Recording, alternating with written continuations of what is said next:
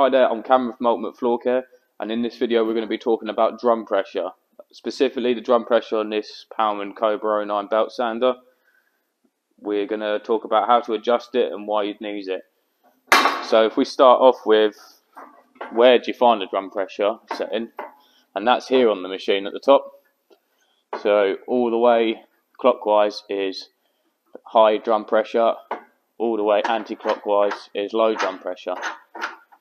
So what does drum pressure do to your machine?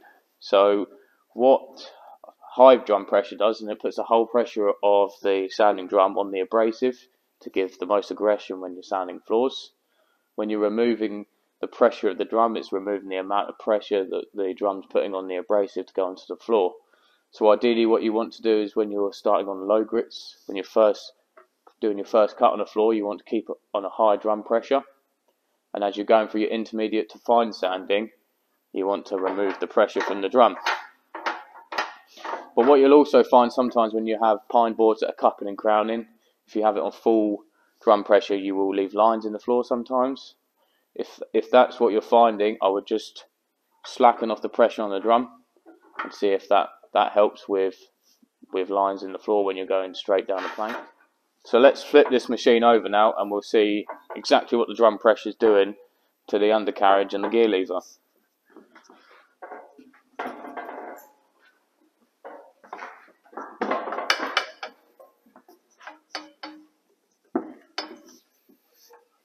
So if you come a bit closer, you'll see in here the drum pressure is essentially this spring here, which is on the gear lever. So the gear lever is which raises and lowers to put the pressure on the drum. That's on full pressure at the moment, so what that's doing is leaving all of the pressure on this gear lever here. When I start to slacken off the pressure, you can see that this is moving,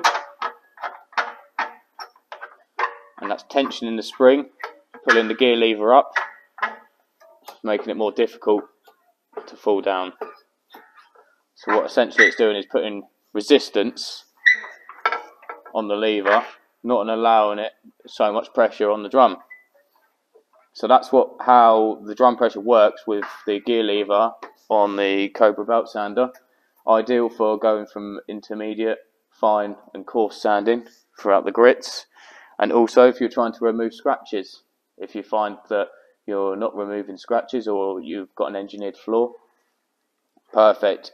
Put your drum pressure on as low as it will go, and then go across the 3mm engineered floor. I get lots of calls on often saying that they're frightened of putting this sort of beast on a 3mm engineered board in case they take too much of the wear layer off. With this action here of increasing and decreasing the drum pressure, this should help take away that fear factor when working with engineered floors.